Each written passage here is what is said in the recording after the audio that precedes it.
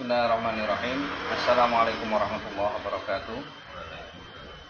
Alhamdulillahirabbil alamin. Adada khalqihi wa ridha nafsihi wa zinata 'arshihi wa midada kalimatihi. Allahumma shalli ala sayyidina Muhammad wa ala ali sayyidina Muhammad kama shallaita ala sayyidina Ibrahim wa ala ali sayyidina Ibrahim fil alamin innaka Hamidum Majid. Marilah kita buka bersama dengan membaca basmalah. Bismillahirrahmanirrahim. Sebelumnya marilah kita bersama berdoa kepada Allah Subhanahu wa taala dengan wasilah surat Al-Fatihah. Semoga kita semuanya selalu dilindungi oleh Allah, urusan kita dimudahkan serta diberikan rezeki baik rezeki apapun sehingga kita dapat beribadah dan bersujud kepada Allah Subhanahu wa taala. Ala hadini ya solehan aqra'ul Qur'an Al-Fatihah. أعوذ بالله من الشيطان الرجيم بسم الله الرحمن الرحيم الحمد لله رب العالمين الرحمن الرحيم مالك يوم الدين إياك نعبد وإياك نستعين اهدنا الصراط المستقيم صراط الذين أنعمت عليهم غير المغضوب عليهم ولا الضالين آمين. Kemudian kita baca Fatihah juga ya buat siapa jenenge Ibu Rian, semoga diberi kesehatan dan dapat beraktivitas seperti sedia kala. Al-hadina solena kromal furqan al-Fatihah. A'udzu billahi minasy syaithanir rajim. Bismillahirrahmanirrahim. Alhamdulillahi rabbil alamin. Ar-rahmanir rahim. Maliki yaumiddin. إياك نعبد وإياك نستعين اهدنا الصراط المستقيم صراط الذين أنعمت عليهم غير المغضوب عليهم ولا الضالين آمين. Oke. Malam ini kita akan mengkaji terkait dengan air ya, filmiyah. Jadi kemarin sudah membahas masalah wudu. Nah sekarang terkait dengan ini penting sebenarnya. Jadi terkait dengan air. Air apa saja nanti yang bisa buat wudu dan tidak bisa buat berwudu. Nah kita mulai dengan wal aslu fi wujubi thaharah fil miyah qaulu ta'ala wa yunazzilu 'alaikum minas sama'i ma'an litahhirakum. Jadi asalnya adalah dalam Quran adalah bahwa wa yunazzilu 'alaikum minas sama' ma'an itu, dan Allah aku telah menurunkan dari langit air untuk bersuci. Jadi tujuan air itu adalah untuk bersuci. Nah kemudian nanti di bab ini itu kita akan berbicara terkait dengan yang pertama terkait dengan apakah ini bab pertama langsung ya fil mas'alatil ula ikhtalafu fil ma idza khalatatun najasa wa lam taghayyar aqdan. Jadi yang pertama adalah kita berbicara terkait bagaimana air itu jikalau air itu tercampur dengan najis dan tidak berubah salah satu sifatnya. Nah, tapi sebelum itu saya ingin membahas bahwa air itu kan ada macam-macam ya. Air itu ada air mutlak. Air mutlak itu dia bisa untuk berwudu. Ini jenis air dulu ya. Jadi ada air mutlak itu bisa untuk berwudu. Air yang najis berarti dia tidak bisa untuk berwudu. Kemudian ada air mustakmal. Air mustakmal itu air yang sudah terpakai. Nah, kali ini yang pertama itu kita akan membahas terkait dengan air mutlak. Air mutlak itu disebut dengan air mutlak jika, ini kalau idealnya ya, jika air itu benar-benar bersih dan bau serta sifat-sifatnya itu tidak berubah. Jadi sifat-sifatnya itu mulai dari baunya, warnanya, dan juga rasanya.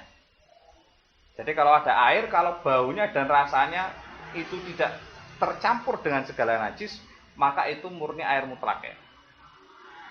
Jadi gitu dulu ya. Jadi bahasan pertama adalah bagaimana jikalau air itu tadi itu tercampur dengan salah satu najis, tetapi tidak berubah sifatnya. Jadi tidak berubah warnanya, tidak berubah rasanya, tidak berubah baunya.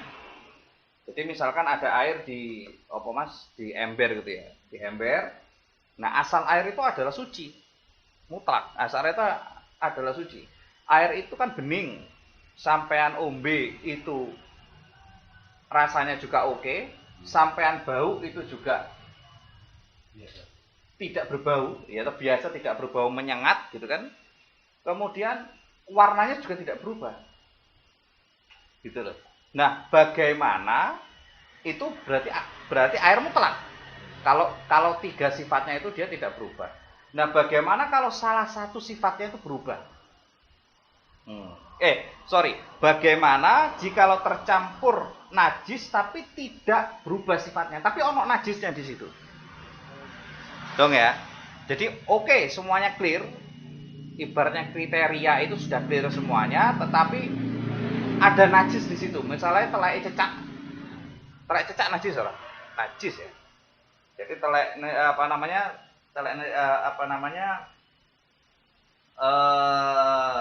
cecak itu kan najis, namanya kotoran ya, namanya tinja itu jelas najis gitu. Kena kencing misalkan. Gitu kan? Kena kencing, tetapi dia tidak berubah sifatnya, dia tetap itu. Nah, ulama itu berbeda pendapat terkait dengan hal ini. Nanti saya jelaskan seperti biasa di hadisnya ya terkait dengan ini. Nah, yang pertama, faqala qaumun huwa thahir sa'un kana katsiran aw qalilan. Wa hiya ihda riwayatin Malik wa bi qala al-dhahir wa qala qaum bil farqi bainal qali wal katsir. Jadi terkait dengan air ini saya tulis saja lah biar ditulis ini sokrim. Kita bahas masalah almiyah. Almiyah itu namanya air. Almiyah. Air. Bahasan yang pertama adalah jika air itu sifat air itu tadi apa? Disebut dengan air mutlak. Yang pertama air mutlak ya. Air mutlak itu jikalau tiga sifat itu dia itu ada. Air mutlak itu. Satu adalah baunya itu dia tidak bau, ini sifatnya. Rasanya itu dia tidak berasa. Kemudian bentuk, warna. Nah, ini adalah sifat air tadi. Disebut dengan air mutlak. Ini air ideal untuk berwudu. Nah, pembahasan selanjutnya adalah bagaimana jika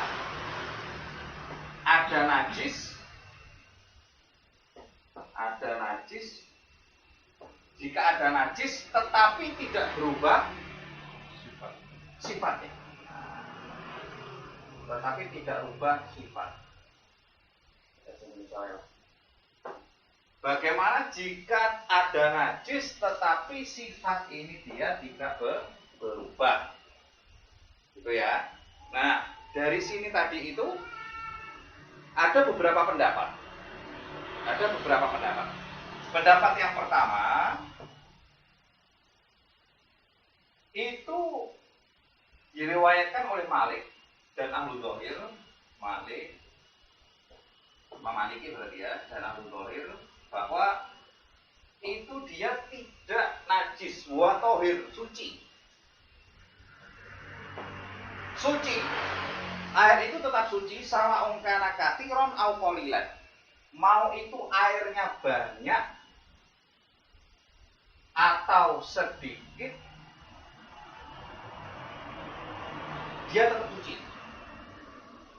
walaupun dia kena najis. Karena kenapa? Kenapa kok suci? Karena 3 ini dia tetap ada, maksudnya tetap stand, gitu loh. Jadi walaupun ada najis di situ, selama 3 ini tidak berubah, ya pelan-pelan ya, selama 3 orang ini tidak berubah, maka air itu tetap suci, tetap sah. Mau itu banyak ataupun sedikit.